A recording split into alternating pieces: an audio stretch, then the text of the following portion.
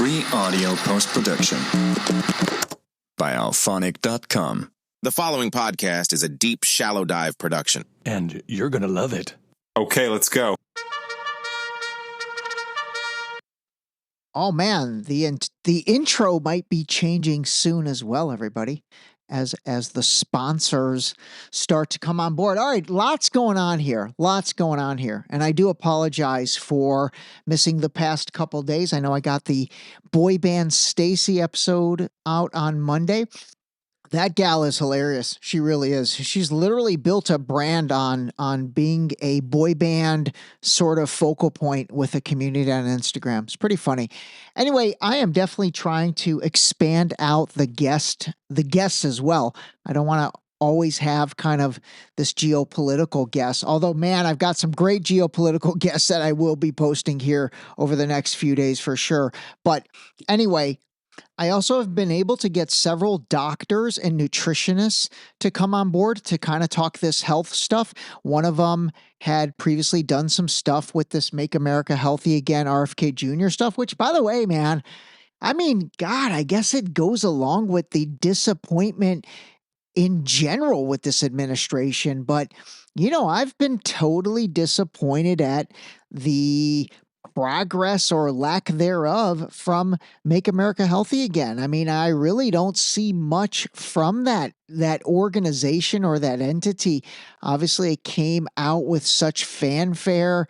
And again, it was another situation where you had these group of people that, you know, they're just so fanboys. Oh my God, I am so tired of these Trump administration fanboys and cheerleaders. You know, God, everybody is so divided. We are in such a divided state in this country. It's not good, man. What happened? Seriously, what happened to the United States of America? Honestly, starting in 2020, it really goes back to COVID. I know I've talked before about 2016 and about Trump's win potentially being the beginning of, you know, the change of pace with things. But I don't know. Even in 2016, I was going back and thinking through kind of my life in 2016, and I would actually ask you guys to kind of do the same. I mean, I don't really remember 2017, 2018, 2019 being all that different, you know? It was when COVID hit that everything changed. I mean, it really was. And if you take the time to buy and read my book, all right, little shameless plug for the book, I think you'll go through that and it'll really resonate, the things I'm saying. I don't know. I really feel like things have totally changed, and I don't think they're ever changing back.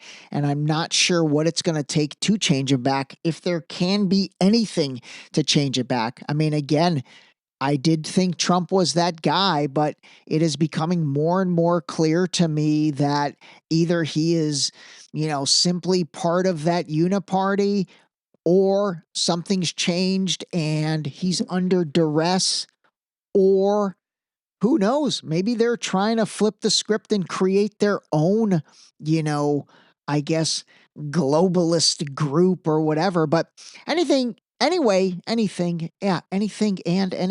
it's just wild, man. It's wild what's going on. It's wild the divisions that are taking place. You know, I did want to talk about AI as well. And I know I haven't really focused that much on AI, and I really do want to get back to that. But, you know, I will tell you something. I'm personally leaning on ChatGPT unbelievably these days. And I don't know if that's a real good thing. I really don't. Like, obviously, I love it. I really do. It's incredible. I mean, I'll give you a perfect example. Actually, this is hilarious. So the serpentine belt I've got an SUV that I barely use. I bought this thing in 2004. I still have it because it only has 30,000 miles on it, which is insane. So like 20 years, 30,000 miles. That's ridiculous, actually. That's like barely 1,000 miles a year. But it's great when I needed to move things. And, for a time with the Boost liquid vitamin business, it was huge because, I had to ship or move cases from here and there and all that stuff. Anyway, I've kept it because it's really not worth selling because it's only worth maybe $6,000. But again, when I need to move things, like I needed to move, a dining room table for a friend the other day, it was amazing. It came in super handy. But anyway, a stupid rat got into it because I park it outside and chewed through my timing belts, they call it, or serpentine belt. Now, being the first of all, that was disgusting, by the way. There was a dead rat in my car. Oh, the removal process of that was absolutely gross. But I got it removed. And then, I was going to take it to the battery was totally dead. By the way, when the serpentine belt on your car breaks, it affects a lot of different things. And one of the things it affects is your battery and your alternator. And so you lose the residual charge that the alternator provides the battery. Therefore, my battery is dead. So I would have had to call AAA, get it towed to a repair shop, and then they would change the serpentine belt. Okay, not a big deal. Obviously, it's it probably would have cost $300-400, something like that. And then one day, as in a few days ago, I was like, you know what? Let me talk with ChatGPT about this and go through it. And it was pretty insane. I mean, I'm not going to read you the conversation, but I will tell you, I have a brand new serpentine belt in the SUV. It is working like a charm. And I was able to leverage ChatGPT to really almost like be a mechanic. I mean, how crazy is that? Like almost be a mechanic to describe everything that I needed to do, the tools that I need, the challenges that would happen, and all of that. Pretty incredible. And again, I absolutely love it for that. Between ChatGPT and 2 or 3 YouTube videos, I mean, that's probably the most manliest thing I've ever done in my life. And that is change the serpentine belt on the car. I actually changed a small 5-inch hose as well, because when that serpentine belt snapped from the rat, it damaged that little belt. So that belt was, the hose. So the hose was leaking coolant. Anyway, I did that. That's pretty cool. I feel really good about that. But here's the thing. I'm realizing, man, it kind of is making me dumb. There is a level of that. Actually, I shouldn't say that. It's not making me dumb, but it's making me very dependent on it, and dependent for things that I don't need to be dependent on. I've talked about the Google Workspace integration with Gemini. And so leveraging Gemini to write a lot of your emails, again, that's great, unbelievably efficient and unbelievably good. But I would just caution you guys, as I'm cautioning myself, honestly, I'm giving you guys the same exact advice I'm giving myself. And that is that make sure you are not becoming overly dependent to where you feel like you can't do it without it. That actually is a little bit of a risk, And I remember the other day I decided, I'm like, you know what? I'm not going to leverage ChatGPT so much to do all the work. I'll leverage it for the heavy lifting. For example, the way it helped me through this serpentine belt. Honestly, the way it is helping me kind of put together some next steps with the Deep Shallow Dive community and all that, it's incredible for all that. It really is. But do not get to a point where your default is always going to ChatGPT. And again, God, I'm saying that and I'm like, oh my God, dude, you're so guilty of this. But you know what? Putting this on your radar might be the first step in just making you be aware, okay?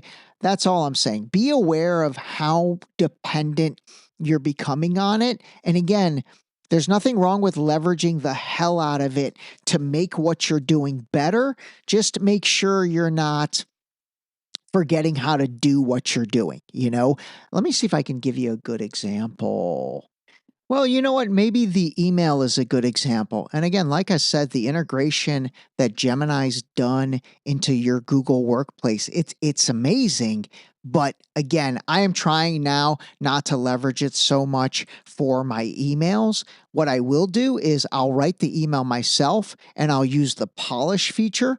That's not bad because I feel like I've done the heavy lifting, and then I leverage not ChatGPT, Gemini in this case, to do a polish and maybe correct the spelling, correct some grammar, things like that. So, anyway, all right, that's all that. All right, let's see what's going on, man. What is going on in this world? There was that was wild. I don't know if you guys saw this, but there was a earthquake in Russia, and then they were giving tsunami warnings to Southern California, Hawaii, and Alaska. That's pretty wild, man.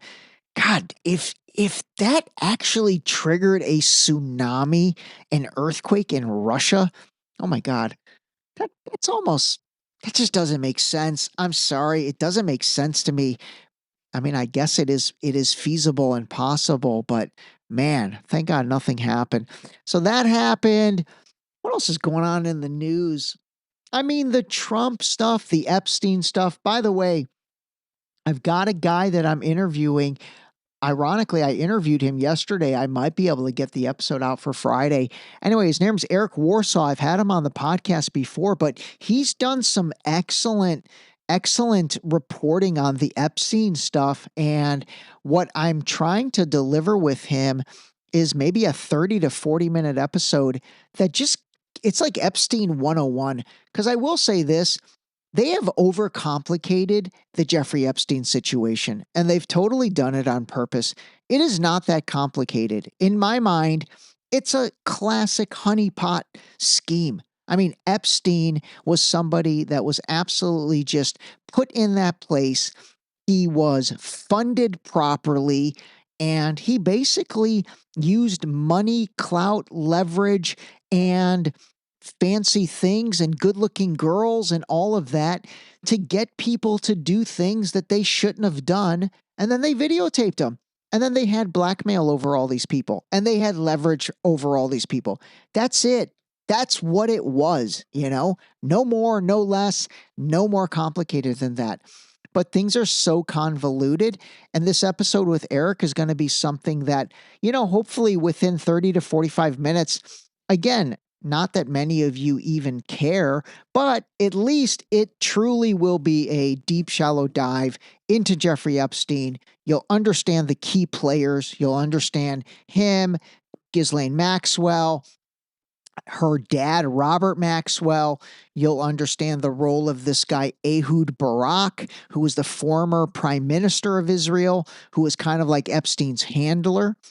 You'll understand who this guy Les Wexner is, who is a billionaire, ironically from Ohio, and he was the CEO of, I believe the company was Limited Brands, but it was the company that owned Victoria's Secret, Abercrombie and Fitch. He's the guy that gave Epstein his mansion, and then supposedly Epstein was his money manager.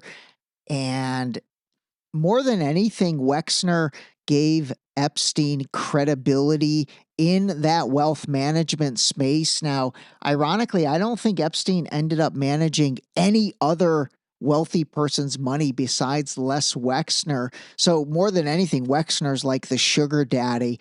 But there's some other names that I think we're going to get into. Celebrity attorney Alan Dershowitz, Prince Andrew, the British royal who just looks shady as hell.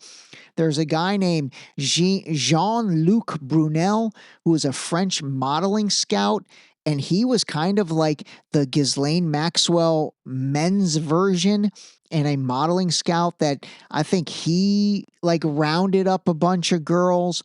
Another billionaire asset manager named Leon Black, who basically paid Epstein $150 million for estate planning. I mean, just insane. So Leon Black's another sugar daddy.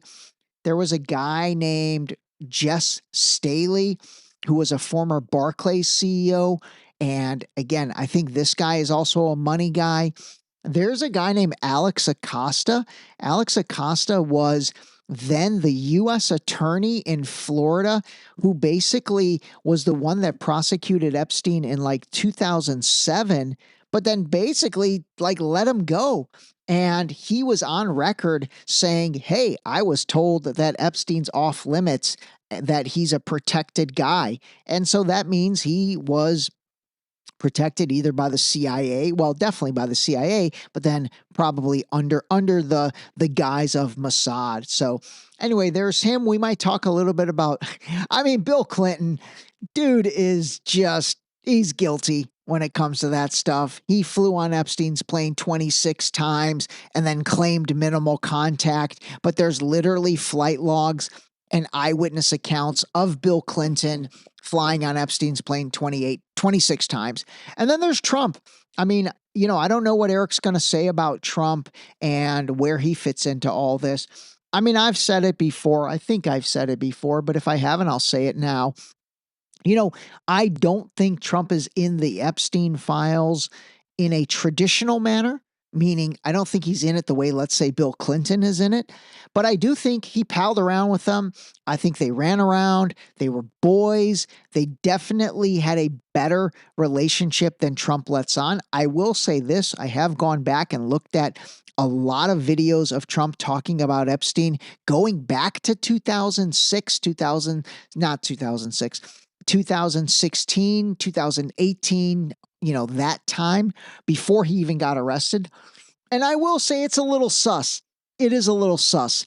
He definitely is not as adamant about having no affiliation or association as one would think. So there's a sus factor there with Trump. Now, again, I've said it before, and I will say it again. I think what's happening now is more of a, you know, part of his, you know, protection of, you know, I guess the connection with Israel in order to, you know, again, make Israel look bad. I mean, that's fundamentally, I mean, that's what everyone on the internet's saying. It's not, it's, I can't really claim to be the only one thinking this. I mean, they're basically saying he was Mossad. They don't want to let that out of the bag, although it already is out of the bag. But again, there's a difference between, you know, I guess internet gossip and rumors or whatever, and then literally something that is substantiated and agreed upon as being the case. So anyway, we'll see what Eric says about all that. I also ended up recording an interview with a guy named Miko Peled. Man, this one's fascinating. And this one, gosh, I'll see. Maybe I'll release this one on Friday and then the Epstein one on Monday. We'll see. We'll see which one kind of feels right for the time. But Miko Peled literally is a Israeli guy that was the son of one of the main generals of Israel. Both his father and grandfather played a huge role in the creation of Israel, as well as the establishment of everything for that matter. I mean, it would be like me interviewing Netanyahu. I'm not even kidding. Like Miko's obviously not on that level, but man, he's really famous, and especially in those circles. And he's a very well-known, you know, now advocate for the Palestinian side. And so think about it. Here's a guy whose dad and grandfather basically created the state of Israel and created Zionism. And I'm not going to ruin it, but something happened in his life after he was like brought up as a Zionist. Something happened that made him rethink everything. And so now he's one of the main, you know, I guess peace activists that's really trying to advocate for human rights for Palestinian people. Really, really interesting guy and great interview. Okay. All right. That's all that. Let me see if I've got any quick little clips to play. This is a good one. CNN put this out. Isn't it funny? I'm actually playing something CNN put out. So CNN put this out, and yeah, I really don't know where I net out on this relationship between Trump and Netanyahu, but listen to Netanyahu, then listen to Trump, then listen to Netanyahu. They weren't together. This is kind of spliced together. But, You know, this kind of confirms what I said before about, I think Trump's playbook now is Biden's playbook, and I'm going to play a clip from Joy Reid. Gosh, I'm playing Joy Reid next. This is so funny. It's so funny that the new alliances that are happening, but you know what? It's the truth. So give this a listen. There is no policy of starvation in Gaza, and there is no starvation in Gaza. Some of those kids that's real starvation stuff. I see it, and you can't fake that. We're going to set up food centers, and we're going to do it in conjunction with some very good people, and we're going to supply funds where the people can walk in and no boundaries. We're not going to have fences. Israel is presented as though we are applying a campaign of starvation in Gaza. What a bold-faced lie. So Netanyahu ended that with saying Israel is being presented as we're doing a starvation campaign in Gaza. What a bold-faced lie. Meanwhile, they are airdropping in food. Think about how ridiculous that is. Imagine where you live, okay, wherever that is. Imagine where you live, and imagine totally viable roads like the roads that you currently use for everything, going to Costco, and instead of using vehicles on those roads to deliver food to you like Amazon, think about getting your Amazon packages through Amazon delivery vans and all that. Imagine Amazon now airdropping in your packages, not because they're using their drone technology and they're getting your order to you in 2 hours. I'm talking about they are basically your city is making Amazon use drones to airdrop your packages because they just don't want them to use their roads. I mean, that's what's happening. That's just flat out what's happening. And so when you look on the news and you see these images of, again, airdropping in food into the ocean, by the way, and then you see these Palestinian people like clamoring in the ocean. I mean, it's just so disgraceful. I mean, they have completely dehumanized these people, and they make them look like animals. They absolutely make them look like animals. And you know what? You'd look like an animal too if you were being starved and then they're dropping food in the ocean through airdropping with, parachutes and crates. Of course, you'd swim out into the ocean to get it. It's really insane, man. It's really insane what is going on in this world in 2025. It's in many ways, it is beyond comprehension.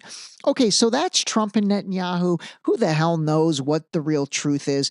Like I said, I mean, maybe to a fault, I give Trump the benefit of the doubt in some ways. Again, when I look at him speak and when I look at him talk, I don't like what I'm hearing, but he looks uncomfortable to me. And so part of me, obviously, you guys know, has somewhat of a theory that he's operating under duress and he doesn't want to be doing some of this. I could be totally mistaken with that. I mean, maybe he is no different than Biden was in terms of his true feelings about things. And to exemplify that, let's listen to Joy Reid on The Breakfast Club. Bibi Netanyahu unable to travel to multiple countries because he's a war criminal. Joe Biden was like, he's my friend. He can do what he wants. He literally was letting them annex the West Bank in our face. Joe Biden literally would not stop them from dropping 2,000-pound bombs on hospitals, schools, mosques. He didn't care. He took UNRWA and essentially illegalized the only aid agency that feeds Palestinian kids and let them bomb the food kitchen guys. He was like, you want to bomb Jose Andres and kill a bunch of his people? I'm not going to do anything. They were targeted systematically, car by car. What I know is that we were targeted deliberately, non-stop, until everybody was dead in this convoy. During the a war on Gaza, multiple American Palestinians were killed. And this is on top of Shireen Abu Akleh. A new report on the death of journalist Shireen Abu Akleh, killed last month covering a gunfight between Israeli soldiers and Palestinians in the West Bank. While Israel has said it cannot be sure who fired the bullet that killed Abu Akleh, a months-long New York Times investigation finds the shot came from the approximate location of an Israeli convoy, most likely from an Israeli soldier. This was an American, dual citizen American journalist. Killed him. He didn't care. Okay, so Joe Biden, wholly in the whatever Israel wants, you can have it. But when it comes to what's happening to the people in Gaza, number one, it isn't talked about that much on U.S. media. If you go overseas, it's on a lot more.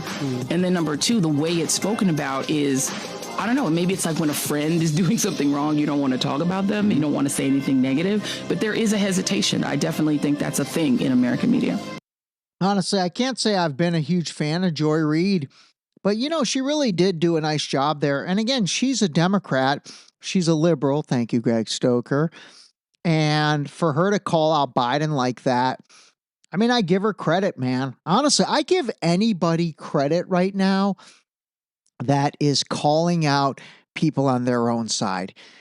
So if you're Republican, and especially if you're a big Trump supporter, and you're not happy with the way he's doing things, and you're actually willing to you don't have to be vocal about it on social media if you don't want, but in conversations, I will say I do have a couple friends that are big Trump supporters, but they're willing to call out what he's doing wrong.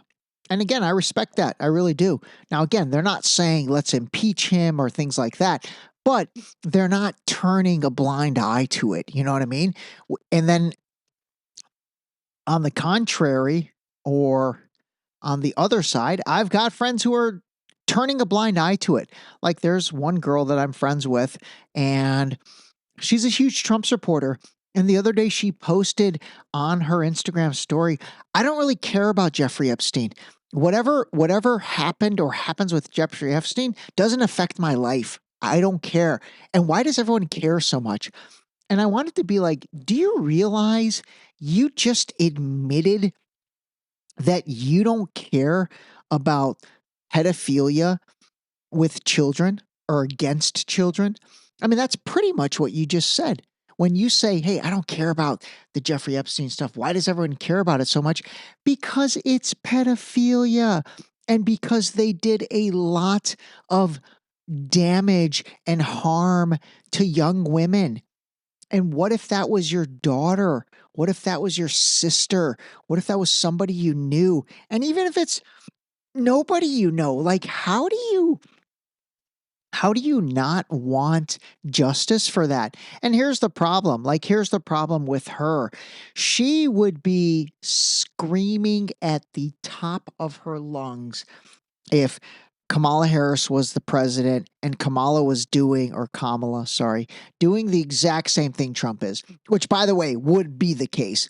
If Kamala was president, she would be doing, it might not look the way it looks now with Trump, but there would be a runaround and a rigmarole.